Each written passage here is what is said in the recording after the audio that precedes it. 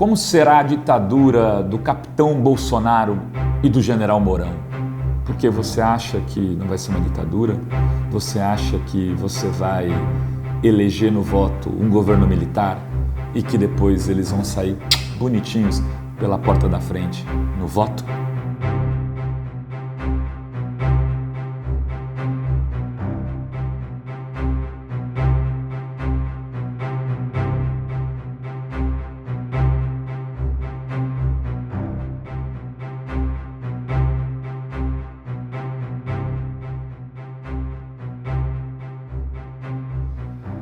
A pergunta que eu mais tenho ouvido nos últimos dias é como vão ficar as coisas se o Bolsonaro ganhar.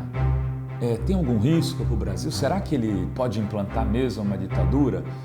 E em alguns momentos, quando a gente começa a conversar isso, a resposta é: mas não, né? O Brasil é uma democracia. E outra coisa, ele é malucão, depois a Globo controla ele, depois se dá um jeito. Deixa ele ganhar primeiro, deixa ele acabar com o PT e depois a gente vê o que faz. Isso parece uma coisa tranquila, suave, né? De boas, mas eu quero dizer para vocês o seguinte, que não se coloca militares no governo num dia para tirá-los no dia seguinte. Não existe na história do Brasil e de todos os outros países da América Latina nada semelhante a isso. Eleger militares um dia e depois cansar deles e tirar. Porque, inclusive, a primeira coisa que o governo de militares, de um capitão e de um general, vai fazer é encher os ministérios de militares, é ocupar todos os cargos de direção das estatais com militares, é aumentar o salário dos militares para que os militares possam defender o governo com o que eles mais têm, que é as armas.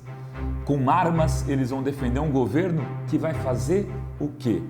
Que vai fazer o que o general Mourão e o Bolsonaro têm prometido em encontros e eventos e entrevistas. Por exemplo, acabar com o 13º.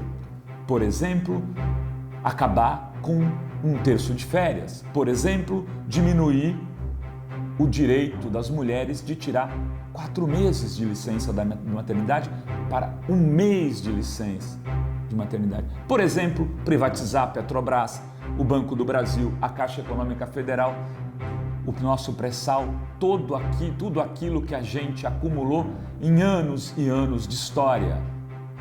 E aí, no primeiro momento, a economia dá uma melhorada. Por que a economia dá uma melhorada? Porque é dinheiro entrando. É dinheiro no caixa, capital externo investindo, porque você está vendendo o país. Essa melhorada garante ao governo que está entrando um fôlego para, por exemplo, fazer outra coisa que eles já disseram também que vão fazer, que é, de repente, instalar uma nova ordem constitucional, ou seja, fazer uma constituição com notáveis. Mas essa Constituição vai ter o quê?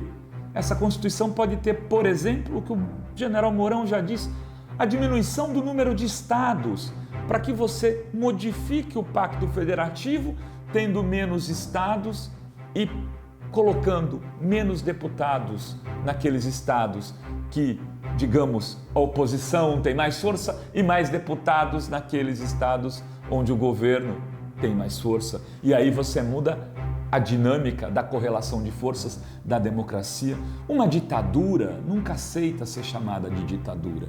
Aqui no Brasil, em 64 a 84, a ditadura sempre se chamava de regime de 64, de regime democrático.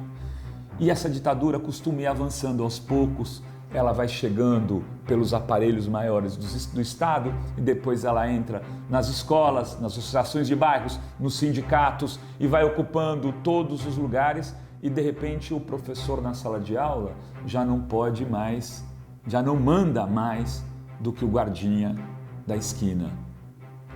Só que tem uma diferença da ditadura de 64 para essa de 2018, se a gente vier a cair nela. As tecnologias permitem um nível de fiscalização e de controle muito, mas muito maior do que naquela época. O guarda não vai esquecer quem era você, porque você está mapeado por algoritmos, por câmeras em todos os cantos. E até esse vídeo que você está vendo hoje, se você estivesse vendo numa ditadura, as pessoas saberiam o que você está assistindo, até onde você assistiu, em que lugar você assistiu, em que momento você encaminhou esse vídeo para alguém. O nível de controle, o nível de sofisticação atual permite um nível de domínio muito pior.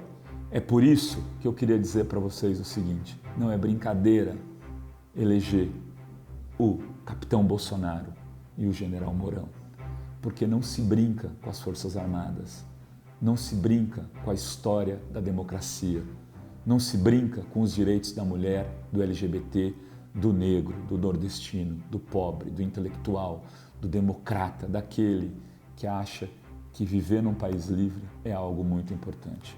É isso.